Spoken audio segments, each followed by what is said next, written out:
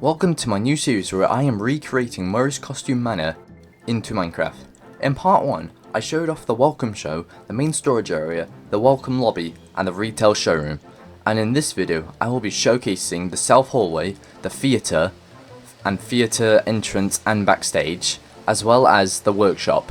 Before we begin, I have mentioned in my previous video that there is no time-lapse footage, and I use armor stands as models to act as the costume characters. Make sure to subscribe for the next episodes and any of my future projects. Quickly explaining some details about the areas I'm doing, the south hallway can connect all of the following rooms together, such as the workshop and the theatre, as well as the elevator that would take us to the second floor. There are also some hidden areas that require a code to enter, which I have included within this showcase. Here is an image of what the south hallway outlines looked like before I started this area. You can see that I made sure everything connects, as well as leaving enough space for the warehouse at the center of MCM. Here we have the workshop in MCM. This section of the game was most likely my favorite area due to getting to explore and witness the amazing environment.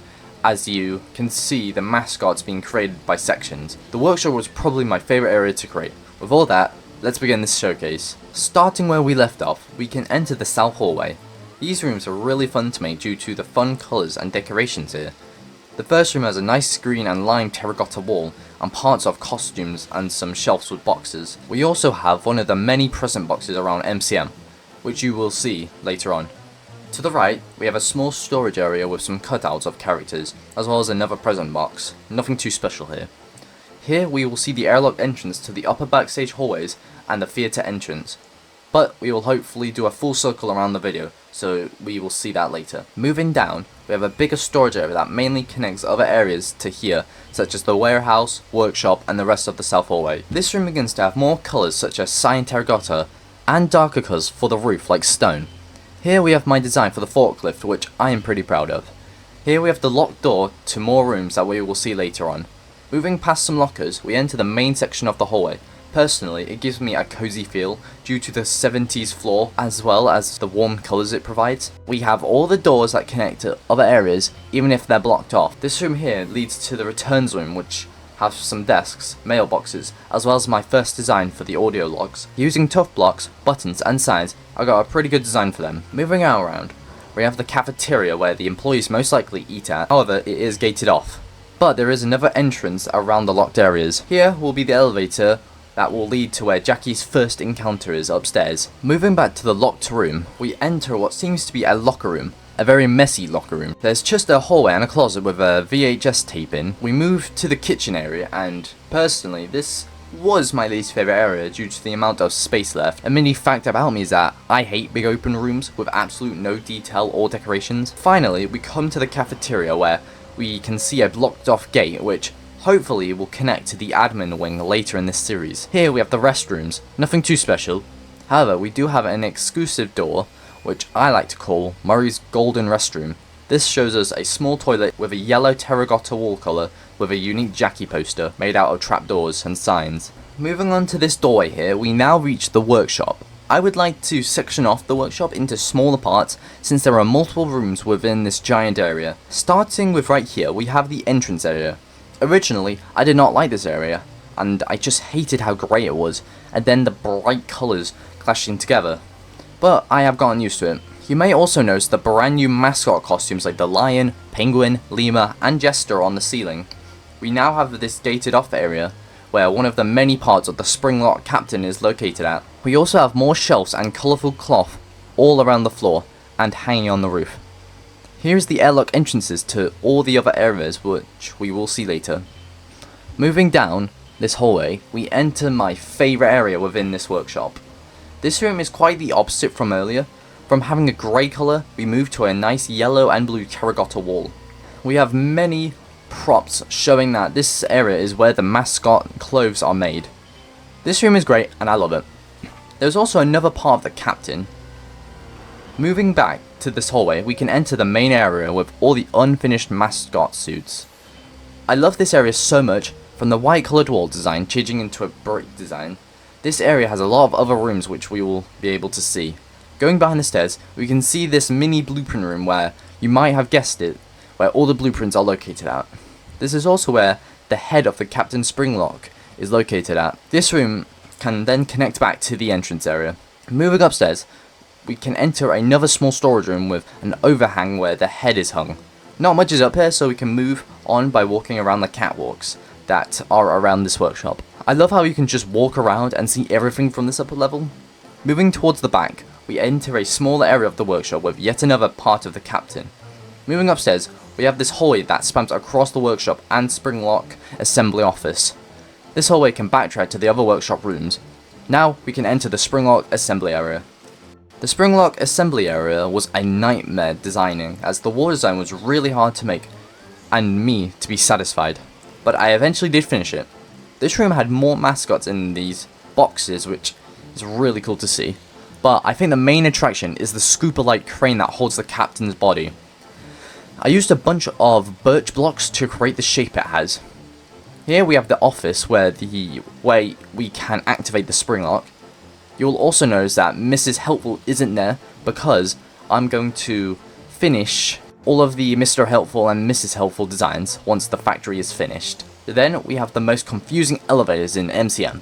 These Springlock elevators function by lifting us up, rotating 180 degrees, then lifting us back down. That's not how an elevator works. Anyway, ignoring this stupid design choice, going through the wall, we can enter this small costume warehouse where the costumes are put before boxing up, as well as some theatre storage. This room was a nightmare due to the layout. The hanging costumes and many boxes made this room maze-like. Here we have the vent, but unfortunately can't go through. But hopefully later in the series, I can hopefully make a different design where we can go through. Going through the second lift, you can see how this cannot connect unlike the first one. The backstage goes too far forward unless I pushed it back by a few blocks. It could, but I cannot due to the shape of the theatre.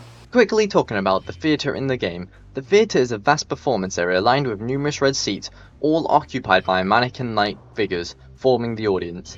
At the front lies a show stage designed in the motif of a pirate ship. The stage itself is the main divider from the performance area holding the audience, while the backstage zone sits right behind it. The theatre can also connect directly to the stage controls corridor through the window at the back, which also links to the theatre, to the projection equipment, and the audience entrance route. With all of that, let's finish this showcase. Entering this big industrial backstage area, we have once again a big open area with colourful mascot costumes, props and other decorations. But then there is this giant hole on the floor, as well as the ceiling, which looks great and is cool to see when comparing this room to other areas that I've built. Right now, I'm only using black concrete to cover up the hole, but when I move on to the Storytime showroom and the underground moon section, I will obviously remove the black concrete. The roof was a pain to make. The railing that supports it was really tricky to get correct, as it was all over the place. However, I do think I got it to look good. Right over here is a mini area where there is your typical equipment like the inventory tube system, data diver terminal, as well as another audio tape. This was also another area that I struggled with, mainly the size. I think I made this room too big. However, there wasn't anything I could really do due to the theatre entrance location, but besides that, this was all good at the end. Here is a vent that we would normally go through, but yet again I was unable to make it functional, so we can just go down this way instead. Here we have two ways, to the back area of the stage or the second lift. Going this way, we have a bunch of tables with small chests, parts of the costumes which look really good. I was also able to add all of the hanging mascot heads on the wall, such as the Jester, Lion, Swingbee, Diving Seal, and the Elephant. Another weird design choice is that the lift doesn't even connect to anything. We are shown that we are taken to the side stage entrance in the theatre. However, above the theatre entrance area from the backstage area, we have this upper level where there is just junk and spare parts. We can see the behind of that exact side stage where the Captain Springlock character goes. So this lift doesn't actually take us anywhere. We are just teleported. Still, why? We go through these tight and claustrophobic hallways behind the stage where there are loads of different props and decorations for the theatre shows. Continuing to go forward, you will be able to find another VHS tape, but turning left, we go right besides the stage where we have a door right here that is locked, but actually does connect to another area we've seen. Going through this, we see this small costume warehouse again. Here we have the lift that would take us up to the upper catwalks, which we will see in just a moment. Here near the stage, there are ropes on the side of the stage. So I made them using fences and armor stands with custom heads, which I really like. Moving through this door, we finally enter the theatre. This is probably one of my favourite rooms I've made in this video, and it looks so majestic. There is another door to get in here, which can lead back to the workshop from earlier. There are actually two versions of this theatre in the game. The normal one, with the show, and the destroyed version. I ended up going with the normal one as I didn't want to make a destroyed version since most of MCM is clean besides some rooms. But also, it just looks much nicer and feels really good to be able to walk around and watch the show. Speaking of the show, we have the giant pirate ship with the pirate crew. We have First Mate Foxy, Roxy, Borsum, Kit, and the chef. Anyway, over here is another dead corpse of a Fazbear technician inside a Hedgehog Hudgy costume. Finally, over here are the two side stages, with one being where the Captain Springlock is present, and the other having the sign that shows us our score. Moving on to the catwalks above Backstage, where we were just earlier, I made it just like how we find it in the game, with two pieces of the platform missing. I will probably make it where you can toggle this on and off, therefore you'll be able to get to the other side without falling. Right here we have all the targets right above the stage, including the behind of the Roctopus, as well as all the smaller targets around it. Behind this door here, we have these long production hallways that can get us across the theatre and lower floors. Right here is the stairway that can take us back down to the workshop from earlier. And the other way can take us down much smaller areas, like the small office area. These rooms are really small, but have some nice details. This room has another present box as well as another mailbox. This room gives me a similar feeling to the south hallway. Moving down, we have this very nice seating area with a projector and a camera, where we can watch these VHS tapes. This room is also really nice and warm, but what mainly gives me that feeling is the 70s floor pattern, which we've seen a lot throughout MCM. Over here, we have just a regular storage room with random junk in. Here is the stage controls, which can connect back to the theatre window, which is cool to know. I used Tough Blocks and some others to be the controls, which I really like. Finally, moving down these stairs, we are taken to the beginning of this showcase. This is probably one of the most forgettable areas, but here we have the theatre lobby. This area is definitely intended for the public in functionality, due to how nice and similar it looks to the welcome lobby. Despite this area is filled with lots of trash and junk around the room, with a mix of yellow terracotta walls and the red carpet work really nice together and make this area look very warm. Here is where the player can get through to access the upper hallways from earlier through this vent, which can actually lead back to the stairs. This room here is where you would most likely get your tickets to enter the theatre. Speaking of the theatre, these curtains can actually directly connect to the theatre. I love this, as I love when buildings can connect to one another, even if they are blocked off. With that room done, all of part 2 of showing my Five Nights at Freddy's Secret of the Mimic map is now done.